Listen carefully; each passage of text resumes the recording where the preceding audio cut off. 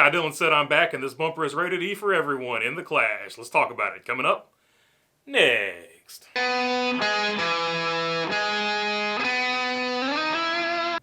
what's going on, everybody? If I haven't earned your subscription, hopefully today is the day I will earn that subscription. Okay, no doubt about it, Ty Dillon bulldozed through the field, and a lot of people are talking about it. So let's just get the setup for some of the people who might not have seen the qualifying races. Ty Dillon initially was in his regular qualifying race. He had a mechanical problem. He had to pull into the pits, and they fixed that, so he didn't get a chance to race in his first regular qualifying race. Then in the last chance qualifier, he was definitely responsible for at least 6 to 10 cautions, depending on how you look at it. And that might be a low estimate because he seemed like he was laying the wood to everybody.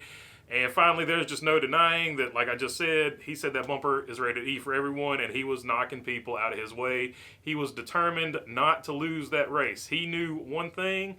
He was going to leave it all out there, and let's see what he had to say about it on his social media before we get any further.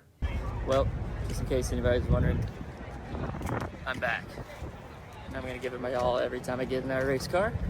I hate the result didn't work out, but I owe it to these guys to give them everything I have every time I strap in. So I have a great owner, Maury Gallagher and Richard Petty. They hired me to go win races and give it all I have, and that's what I'm going to do. Got a great sponsor in Black Rifle, and hey, we're gonna have a year. Okay, so you saw in that clip he said, "I'm hired to win races." Now, two things went on. A, he didn't even have a chance in his regular qualifying race, and he had to put it all on the line to get into the show on this last chance qualifier, and he started in the back. But I don't think that played as big a factor into it as this did. Last year, Ty Dillon sat out, and he only got to race a handful of races, and nothing was guaranteed. And for the first time in his career, he had to sit back and stare into that void of what it's like to possibly not be a driver. Like, his racing career was very close to being over, very similar to other drivers like Kurt Busch, Kyle Larson, AJ Allmendinger. They've all, for different reasons, had to look down this void. Matt DiBenedetto looks down it every year. He's in trucks now. He caught on. But I'm super impressed because a lot of drivers look into this void and they're like, man, I might not be a race car driver anymore. And not all of them keep going. Like Ty Dillon, he took a few races last year and he knew that was all he was going to get.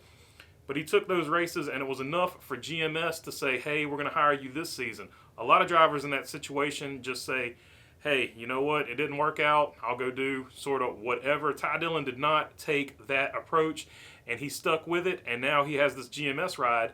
And furthermore, he's got this GMS ride, and he said, I'm never going to let that happen again. I'm never not going to leave it all out there.